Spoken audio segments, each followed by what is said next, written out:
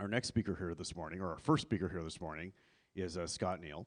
And Scott's going to be talking about HomeKit and Apple TV in a more business type environment. What do you do with this stuff in order to make sure that you're serving people as well in a more professional, productivity type environment overall, if you will?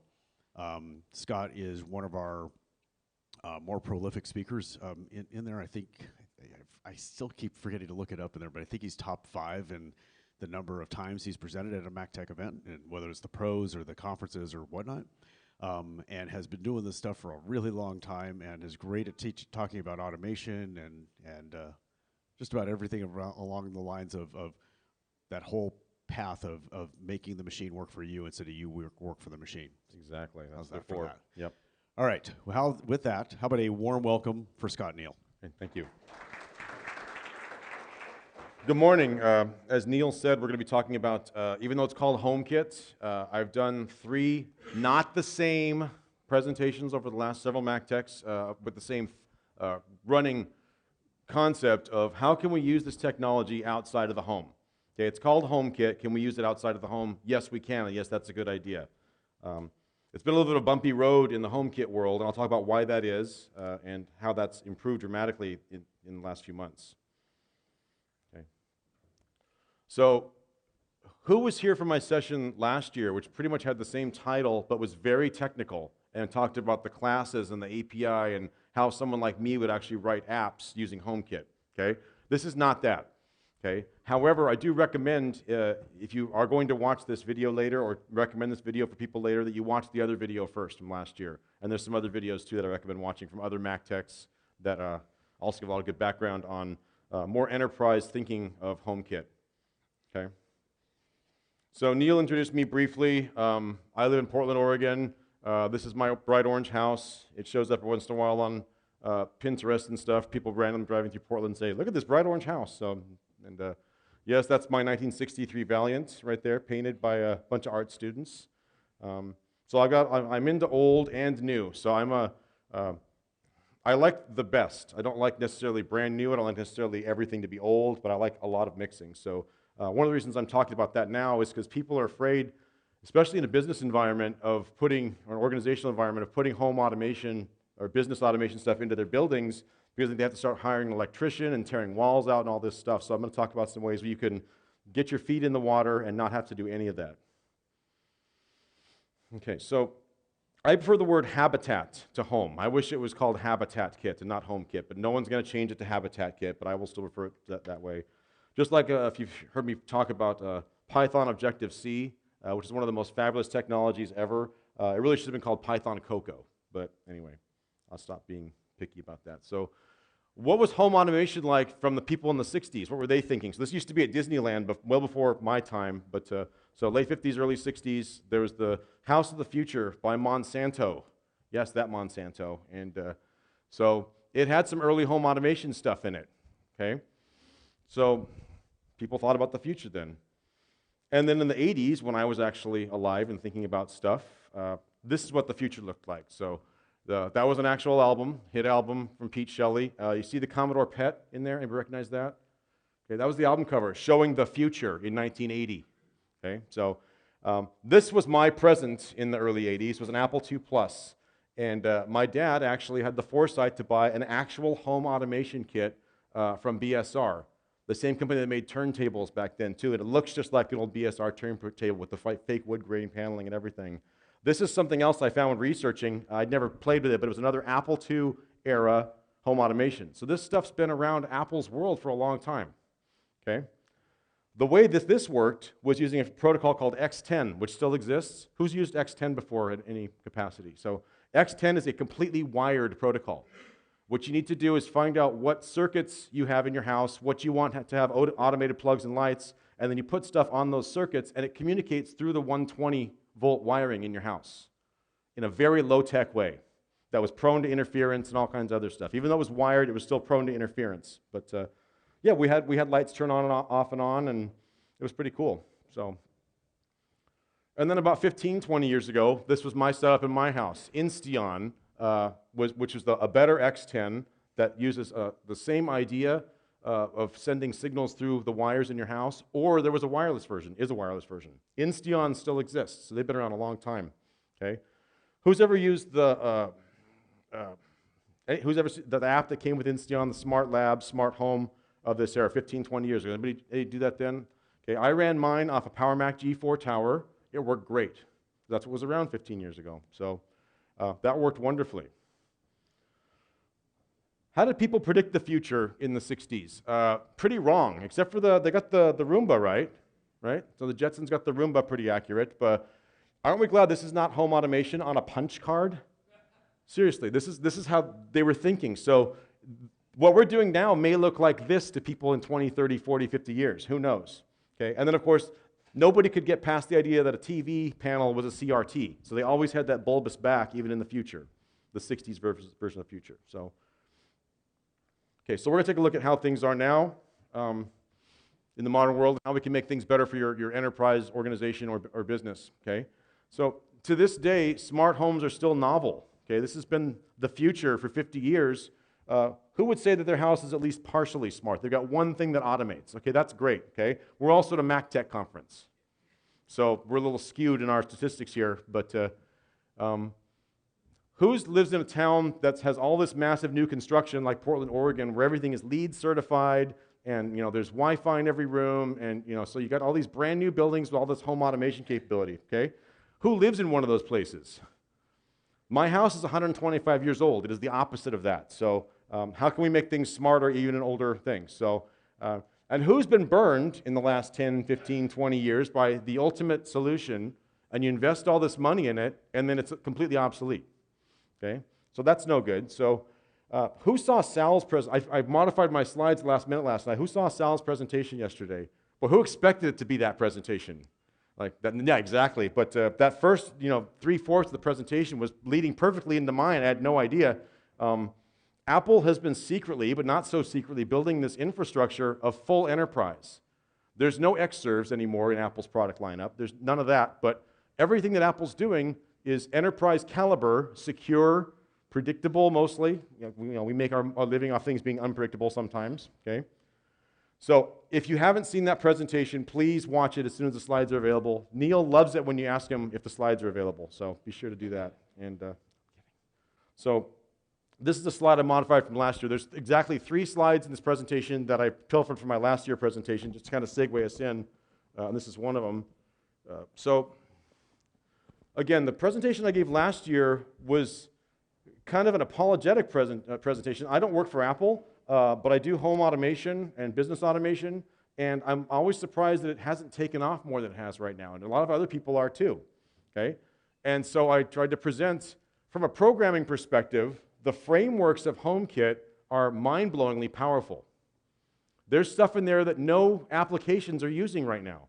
Yes, we have scenes and automations, and there's workflows slash, whatever the new name is with an S, so that do all this really cool stuff, but I'm looking forward to releasing some of the apps I've been working on off and on for the last couple of years that really show the frameworks powerfully, okay?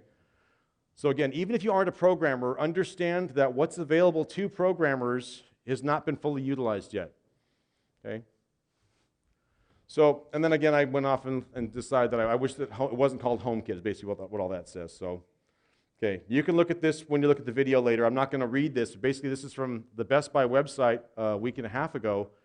They're also kind of apologetic. Why isn't, in an era where most of us carry computers, it's surprising how few of the easy opportunities for innovation in our homes we actually end up enjoying.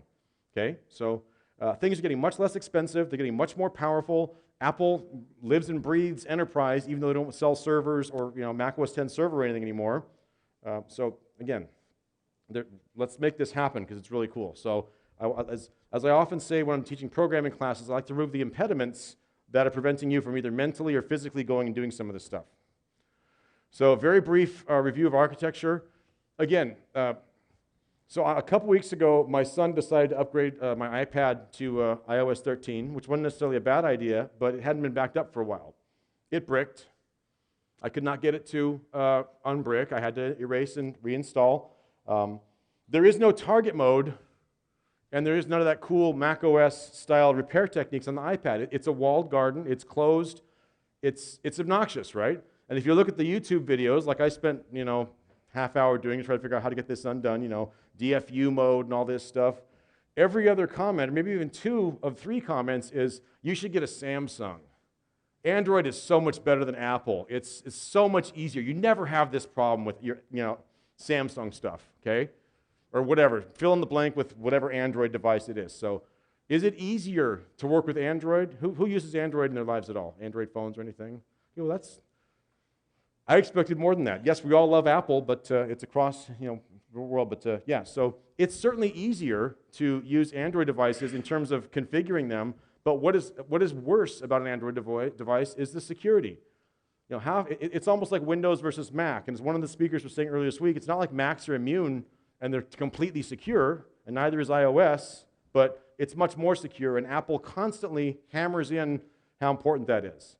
And that's one of the reasons why HomeKit has been slow to adopt, is because Apple will not release things with a HomeKit certification that aren't perfectly secure and work incredibly well in the HomeKit environment. Okay? So,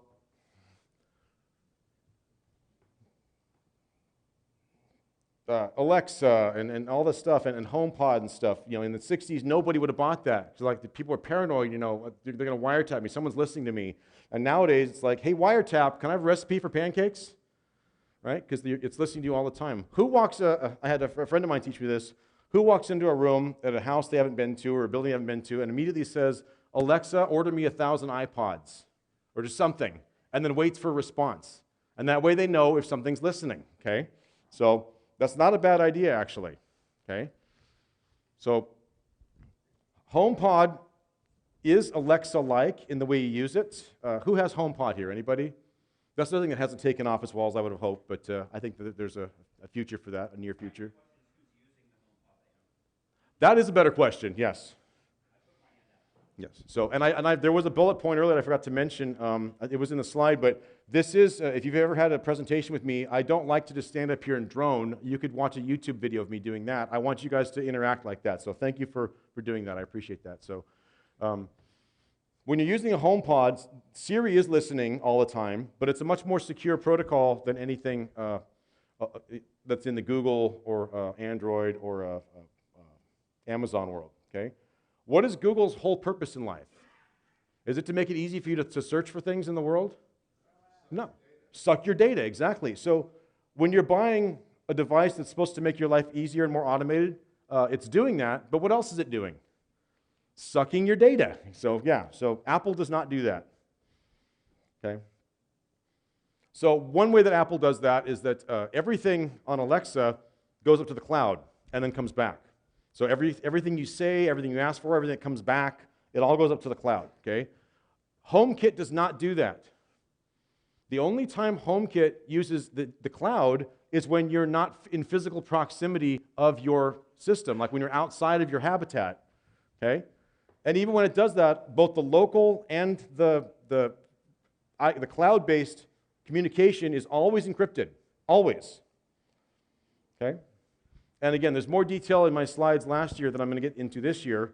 I was very technical last year, and this year I'm less technical, but it is MacTech, so there's some tech. Okay, so again, your HomeHub, which you decide what it is, can be an iPad, not recommended, because once the iPad leaves the habitat, it's not very useful anymore, okay? AppleTV, a not very expensive solution, but doesn't have Siri all on. But it does have a Siri remote, right? So that's actually my favorite way. I do like the HomePod, but when I was at Best Buy, scoping out Best Buy, I don't like Best Buy, by the way, but I went there to see what the humans are seeing, and they just had HomePod. It was a display that said HomePod, and it said nothing else. So, okay, it's not being marketed very well either. So anyway, the Apple TV is my favorite because, again, it's not the always-on Siri. If you want to talk to Siri, you pick up the Siri remote, and you talk to Siri, okay? But the HomeHub has the database. It's not a centralized database up on a server somewhere at Apple. Okay, iCloud is used, but not to store all of your configuration and everything. Okay, so again, this presentation is letting you know how enterprise-focused HomeKit is, even though it's called HomeKit. Okay, Apple over-engineers pretty much everything. Okay, so the way you configure your HomeKit is you do have to have an Apple ID. It does use the cloud. When you're adding accessories, you're going to use the protocol of the accessory vendor, which is always different. So that doesn't go to the cloud. Your configuration does not get stored in the cloud, which is actually a problem, which I'll talk about later. But the HomeKit accessory protocol happens over the cloud only when you're not close by. So if you're, what's one of the ads? You're on a boat somewhere and you want to turn, it's for a Buick, I think. He's on the boat and he forgot to lock his doors in his Buick. So same idea, but for home automation. Okay, that has to go through the internet, obviously, because you're too far away from your Buick or your home. So again, secure, encrypted, over-engineered. When we're only seeing bits and pieces of it, even as great as the apps are that we have. Okay, so again, if you're going to be going, if you're local, if you're in physical proximity to your devices, it's all done through low energy Bluetooth and also through NFC. One of the presentations that I recommend in the last slide that you watched from last year was NFC. That's the chip that Amiibo uses, right? So Amiibo for the Nintendo. So it's a very low cost, very secure, if you implement it properly, way of identifying things. So hotels are moving to NFC, lots of things are moving to NFC. You just kind of run it near it. You don't have to swipe it, it's near, okay? So again, I've beaten this into our heads in the 10 minutes I've been here so far, that the API is extraordinarily powerful, and we're just starting to see some really cool things happen. Yes, HomeKit's been around for 4 years or so, but it's really picking up steam right now. Okay. And one thing that was really important that happened last year, that I talked about in more detail, the vendors are not really happy with Apple in general with HomeKit because it required a hardware protocol to be secure and to fit into the HomeKit infrastructure. Apple invented a version of that security that is software-based. So within the last year, a lot of things that didn't work well with HomeKit all of a sudden work really well because the vendor did the software update. You update the firmware in your accessory, and all of a sudden it works great. Okay? Right. Yep. Yeah, so the vendors are fully on board right now, and I'll talk about that a little bit too. So my son showed me a video recently of a guy that was stealing pins off of check stands at supermarkets, okay? And the way he did this was with a thermal camera. Well, a thermal camera, that's got to be some $1,000 thing that's bulky and whatever. No, not at all. There's a company called FLIR, that's how they pronounce it, that sells a thermal camera. So what he did in the video is he was right behind the lady, and so when it was his turn to ring up, he was talking to the checker, and it was looking like he was just doing something on his phone, like pretty much everyone does. Snapshot, infrared snapshot, got a picture of this keypad. Okay. Who here has any kind of not even necessarily home automated, but a car or a door lock in their business or in their home life that is touchpad related? Okay. This works on that too, unfortunately. So you need to be super careful about things like that, and that's one of the things that you got in an organizational business environment. You've really got to be proactive about doing that. Okay, so again, the FLIR camera, that's the oldest model on the left. FLIR figured out the same thing that all vendors seem to need to figure out when it comes to iPhone devices, is that you never, ever, ever, ever make it like a case, because Apple will immediately release a new phone that doesn't fit into that case anymore. So they changed it from a rear case to this is version 2, and this is the versions available right now. They're not very expensive, under $200, and you've got an infrared camera, okay? So again, if you want to watch the full video that that last screenshot came from, it's good. Mark Rober is one of the kind of like MacGyver-y maker kind of people on the internet. Okay. So let's talk again at a higher level, at a higher level, I should say, than I talked to last time about scenes and automations. I went super deep into the API. I could see some glassy eyes, so I wanted to make it a little less glassy-eyed this year. What makes HomeKit really powerful is the way that scenes are implemented, both in the GUI that you use and in the API itself.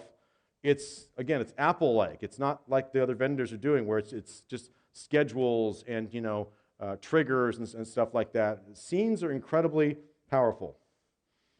Okay, again, I'm not going to read this whole thing, and it's rare that I pilfer from articles verbatim, but this article is really, really well written. If you're just getting into this stuff, start here. Apple's Home app makes smart home truly smart, and basically what it's saying is that it's scenes and automations that make things extremely powerful. And again, other vendors, they have things similar to this, but it's not anywhere well as architected, in my opinion, or implemented as it is in the Apple world. Okay, and again, we talked about zones and scenes and rooms and all that stuff last time, and this time we'll play around with it a little bit more. Okay. So, again, one of the things that a lot of, earlier smart homes did was, either voice activated, which is a more modern thing, or with a remote control, and I've got some stuff there that I'll demo in a little bit, hopefully. Turning lights off and on without even get off your butt, basically, kind of thing. So not having to go up into that long walk to the light switch and deal with that. So, but what makes a smart home is this power of scenes and automations. And again, that can also make a smart business or other organization, education, co-op, smarter. So again, it's unfortunate that it's called HomeKit because it's so powerful, way more powerful than anything else anyone else is doing, but that's just how it is. So again, a smart habitat, last quote from that same article. Okay, actually I just did this already, so yeah, so 2 slides say the same thing. I actually spent last night removing slides, not adding any more slides because there was too much in here, and I wanted to have more discussion time. So scenes at home. So here's a conceptual thing, and I want you guys to think about this. And I want you to think about a scene that you would like to have happen in your home or in your organization.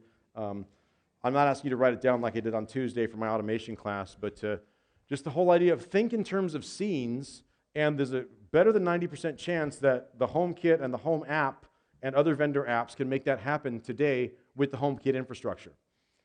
Okay, so again, it's not just a matter of, it's 9 o'clock, turn the lights on, or 9 p.m. or whatever you want to do. It's this whole idea of geofencing, and people having their iOS devices on them, when they walk near the HomeHub can sense that, okay? Or you can have remote sensors in other rooms that aren't near the HomeHub that are on the same HomeKit network that can sense you.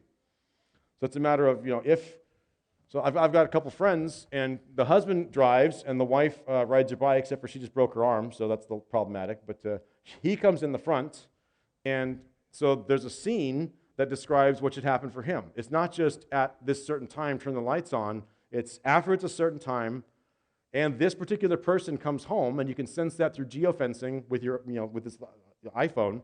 Then turn the lights on, okay? And maybe obviously open the garage door. He doesn't have a garage, but that's because we live in Portland, and they didn't always think about that. But and none of the new buildings have garages because you're supposed to be riding your bike, right? No garage for you. So wife comes back. She wants the back porch on because that's where she parks her bike. Yeah, so again, think in terms of scenes when you think about home automation with HomeKit or business automation, not just simple schedules and things like that. And you can combine things in all kinds of really cool ways. Okay? And then, of course, the door locks. I've never trusted those keypad things, and now I know why. So someone else already pilfered the scene from Spaceballs where the password was 12345, and that's just too easy to guess. And that's what the lady had on her pin pad in that example. Okay. So a friend of mine also has what he calls his hot tub scene. So they literally click the hot tub, and it turns the heat up on the hot tub, turns the lights on, unlocks the patio door. You see what I'm saying? These are pretty cool ideas. And Gore, that's a home thing. That's not a business thing. But the whole idea that you can actually program a scene like that, and when I say program, I mean by like dragging and dropping, not coding in Python or Swift or something. It's really powerful. Okay, so again, my goal here is to open your mind up so you can do more research on your own and see how cool this stuff is. And again, the DNA of security plus all this great API makes for a really powerful system. Okay, then of course you can have themed lights, audio, video. That's fun at a home, but that's also something that could be useful in an organization. Okay, when you have your party for your celebration or whatever, that's a cool thing. So Okay, and Sonos speakers, audio, video, stuff like that. This is a big one. Boy, YouTube drives me crazy. When my kids are watching YouTube videos, they'll be watching the most G-rated thing ever, and then all of a sudden the most inappropriate commercial shows up.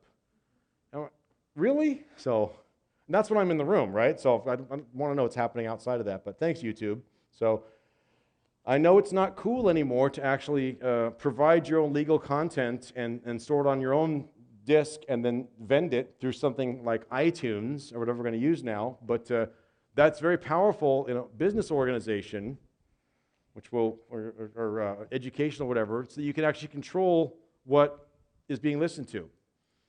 Okay?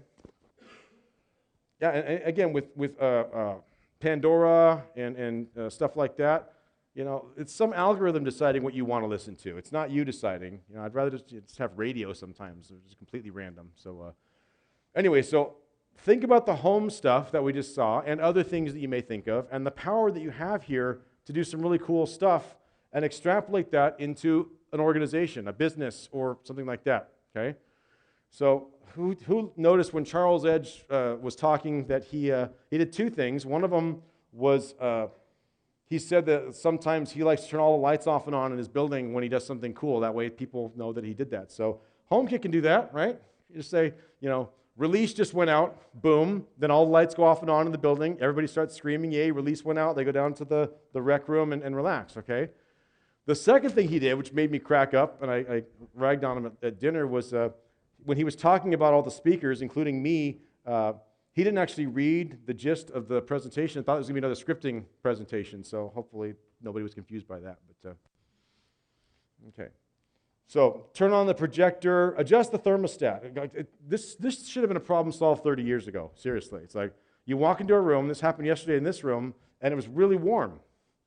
It's like, wouldn't it be nice if you could adjust the thermostat and no one else could? And that's decided by your iDevice and a geofence. Not because the thermostat's locked in the room that only the custodial staff can get to and you're never allowed to touch it. So again, that's a huge thing that you know could be done with HomeKit in an organizational environment, okay?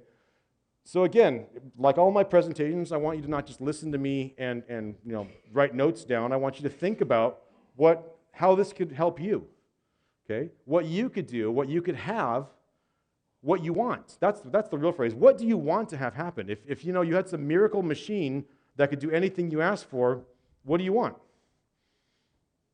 Okay.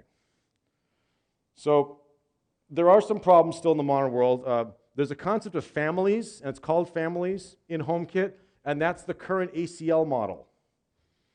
Okay, so when you're talking about who has access to what, everybody that's in your family can be assigned their own permissions to not do certain things. And you can also make it so that only certain users can create scenes, but everyone can use them, or only some users can use them. This, in my opinion, is currently not fully fleshed out in terms of the software that we're using. The API can support anything. It's just a matter of the home app and the third-party apps we'll talk about in a little bit, okay?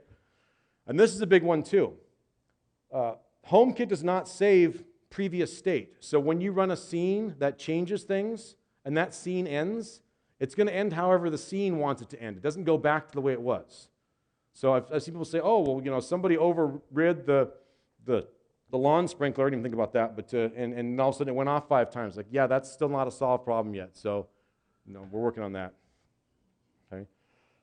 And then there are third-party apps that run your HomeKit-compatible devices. When you're running the third-party apps, as though HomeKit doesn't exist, and you're running HomeKit, they don't talk to each other directly.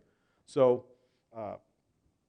the Casita lighting system has a pretty good, the app for that has a pretty good scenes-like thing. It doesn't use HomeKit scenes, and the scenes that it runs do not know anything about the scenes that HomeKit runs and vice versa. So in a perfect world, you would stay purely in HomeKit. The problem with that, as I'll see in a later slide, is that there are some things that the vendor apps do that HomeKit currently doesn't do that you're going to want to do. Okay, so again, we're still bumping along here. And my son trying to figure out how we would do scenes for Home Alone, like how to solve that problem. So how to make it so that the bad guys couldn't get in by home automation scenes 25 years later. So okay, so accessories. We've got about a few more slides, then we'll have hopefully time for a small demo. If not, I'll talk about that at the end. So I'm not asking you to do this right now, but if you go to the Apple Store, online store, and you look for HomeKit compatible accessories, it's a page and a half. And they're big icons. So there's not that many listed on the Apple Store itself. Okay? If you physically go into an Apple Store like I did 3 weeks ago, there's hardly anything. A year ago, they had at least a little section. But right now, they don't. So Apple is certainly not giving up on HomeKit. They're just not marketing it really strongly right now. Okay? Who watched the WWDC keynote video in June, or since June? Okay? There's a little section in there. It's not just for programmers, those videos. There's a little section there where he talks about HomeKit, and I'll talk about that a little bit later, and the new things that are making HomeKit even better. Okay? If you go to this URL, which again I'm not asking you to do right now, you'll see zillions of vendors and currently HomeKit approved accessories. So Apple doesn't sell them, but there are a zillion out there, and there are zillions more coming. One of my favorites is WeMo. Again, we don't have time to look at this right now. You can if you want to, but I don't recommend it. But so if you look at the review on Apple's website, so Apple sells these on their website. That's why I picked them, because they're good products, and Apple sells them through the Apple Store. And they sometimes have them in stock at the stores themselves, the physical stores. The Smart Plug came out HomeKit certified about 2 or 3 years ago, so they're one of the earlier ones. If you look at the reviews from over a year and a half ago, 1 star, 1 star, 1 star. It's just awful, horrible reviews. It's the worst thing ever. I returned it. Just couldn't believe it. So bad. And then, about a year and a half ago, Belkin came out with the WeMo Bridge, which is this massive, how are you ever going to find room for it in your life device right here. Okay, that's the WeMo Bridge. That's the whole thing.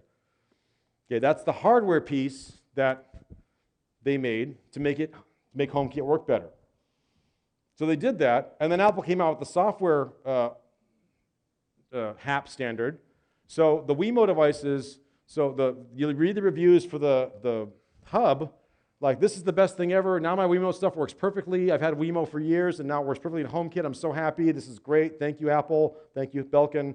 And then even soon after that, they came out with the software update, so now you don't even need the hub most of the time, because the plugs themselves have that software authentication protocol built into them now. They work much better with HomeKit.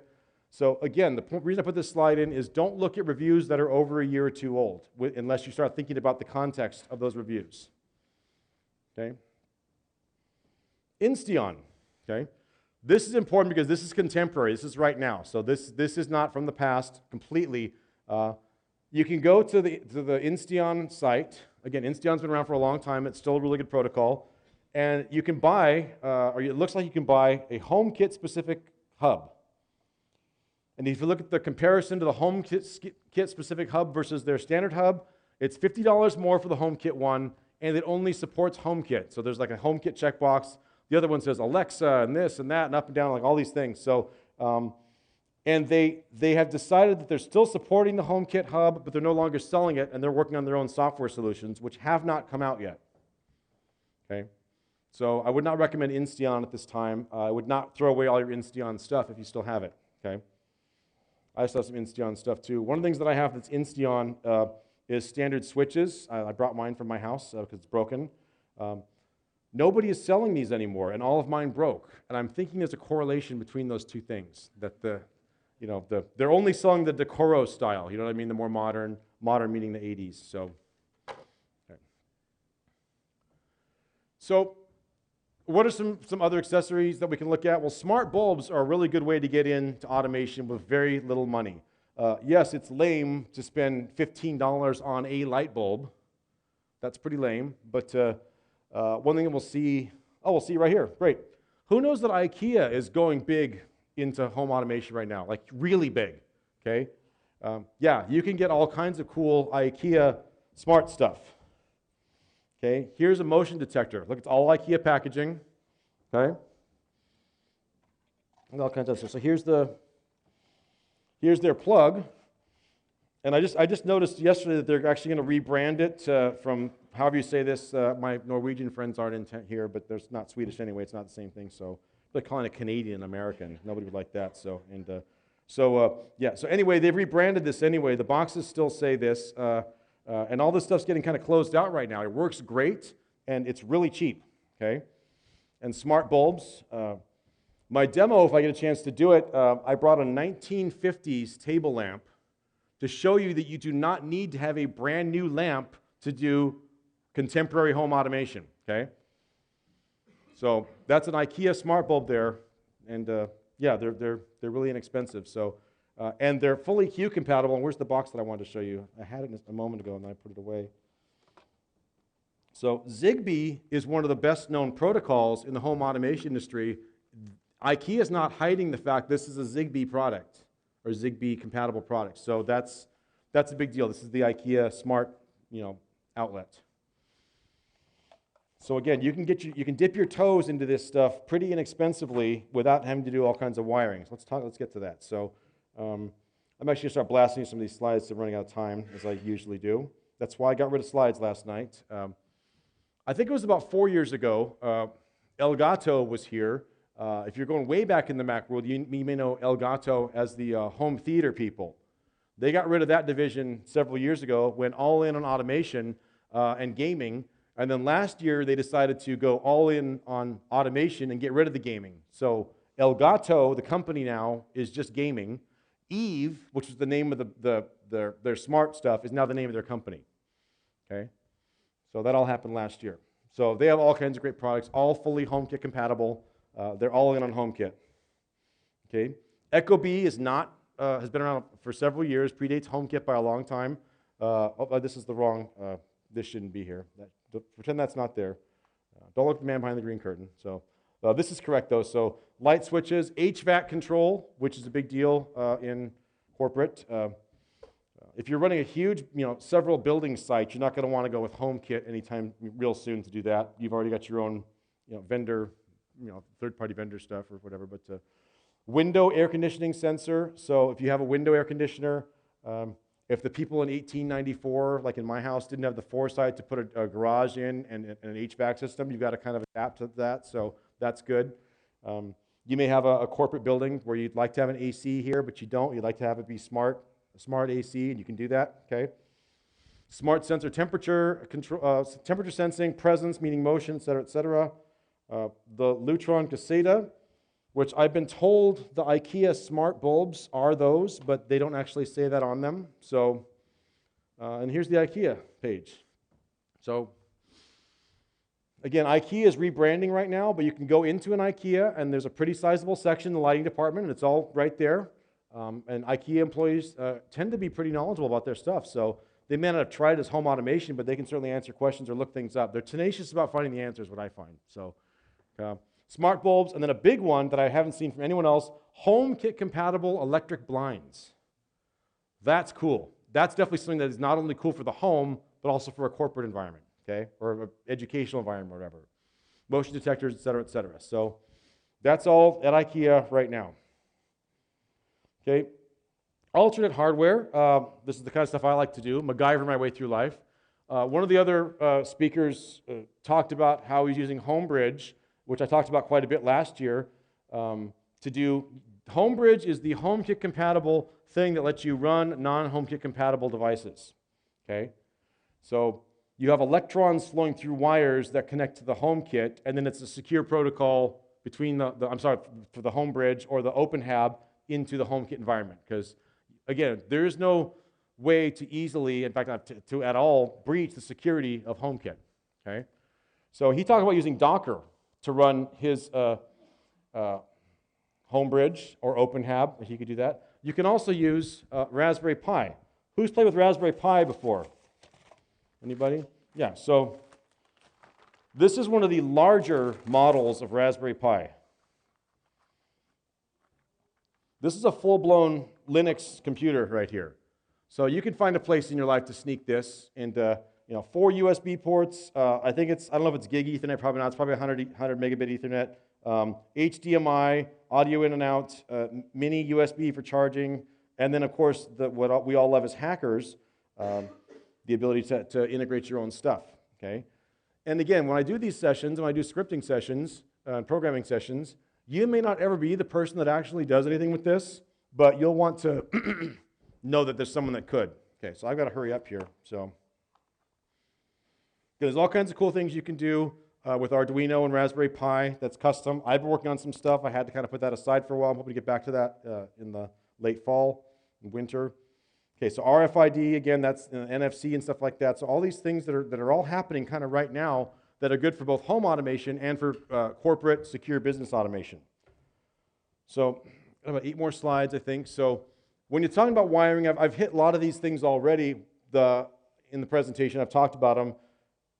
It's sometimes difficult to put in smart switches into either homes or businesses because it's perfectly according to code to wire up the box that has the switch without a ground wire. And a lot of home automation stuff needs to have that ground wire. Okay? The only one I know of that doesn't is the Caseta switches from Lutron, which again, it appears by all evidence that the IKEA bulbs are also part of the Caseta world, but they haven't actually said that like they have with the Ecobee stuff. Okay? 3-way switch, you walk into a room from one direction, you can flip the switch on, it turns the light on, you leave the other room, flip it, and you go the other way, okay? Those are a pain to wire. Okay, who's ever wired 3-way switches in a house or anything, or had to pay someone to do that? Yeah, that's a pain. With home automation, you don't do any wiring, it's all home, it's automated, the devices do that, and it's not just 2 switches, you can have as many switches as you want. You could have 5 switches in your environment that all turn off and on the same thing, okay, from different directions, okay? And then in my old house, as I mentioned, I use my house as an example to show you how you can take old things and make them still somewhat modern. Ceiling fans are often wired with volts only and no switches, because the idea is you pull that chain to turn the fan off and on and to reverse it and do all that stuff, turn the lights off and on. If you want to automate that, no problem, okay? There's lots of vendors that have fan automation that you don't have to rewire your house or your business, okay? Okay, again, local network, it's all secure things, so I'm going to skip that really quick. So the Apple's Home app runs on iDevices, not Apple TV or HomePod, but iPhone, iPad, Apple Watch, and as of last year, it runs on the Mac. And when I first had it, I'm like, oh great, we can run Home on the Mac, and it's Apple, so they'll make it scriptable.